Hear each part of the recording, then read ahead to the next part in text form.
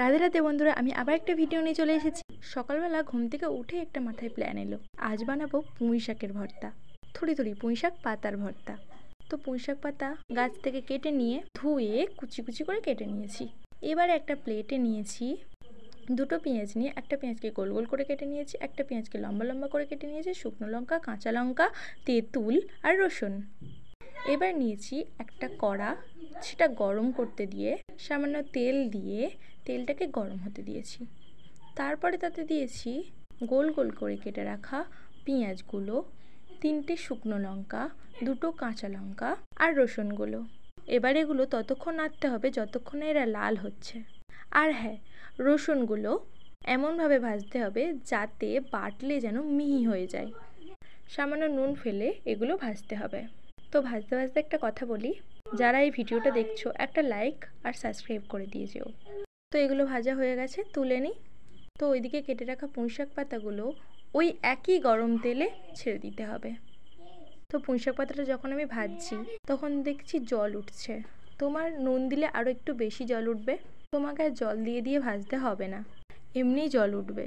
তো আমি একটু নাড়াচাড়া করে থালা ঢাকা দিয়েছি যাতে ভিতরটা একটু সেদ্ধ হয়। তারপর আর কি, সামান্য নুন দিয়ে থালা ঢাকা দিয়ে ভাজছিলাম। নুন দিলে ভেতরটা আরও সিদ্ধ হবে আর টেস্টি হবে। আমি দুবার থালা ঢাকা দিয়েছি, প্রথমে একবার দিয়েছি, তারপর নুন দেওয়ার পরে দিয়েছি। এবারে শিলনোড়ায় বাটার পালা। মিক্সিং জারে বাটলে টেস্ট ঠিক ভালো আসে না, তাই আমি শিলনোড়ায় বাটছি। এবার লঙ্কাগুলোর বোঁটাগুলো ফেলে নিতে হবে একটা একটা করে। তারপর আর কি, এবার বেটে নিতে হবে।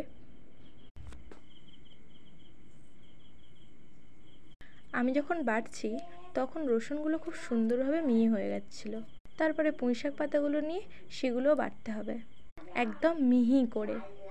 পরে আমি দুবার আবার এক্সট্রাভাবে বাটছি যাতে আরও মিহি হয়, আরও টেস্ট লাগে।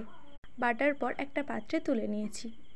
তো এই মাখাটা আবার কড়াতে একটু তেল দিয়ে তেলটাকে গরম হতে দিয়ে বাটাটা তেলে ছেড়ে দিয়েছি।